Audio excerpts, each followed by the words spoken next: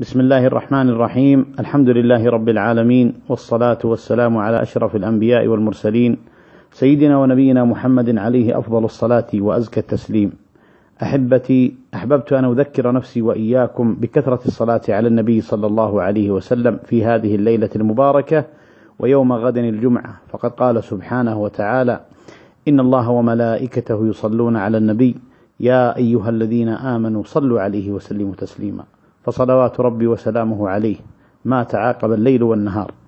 اللهم من نشر هذا المقطع أسألك اللهم أن تغفر ذنبه وتستر عيبه وتصلح له أولاده وتحرم لحمه ولحم والديه وذريته وجميع المسلمين عن النار. وصلى الله وسلم وبارك على سيدنا ونبينا محمد وعلى آله وصحبه أجمعين.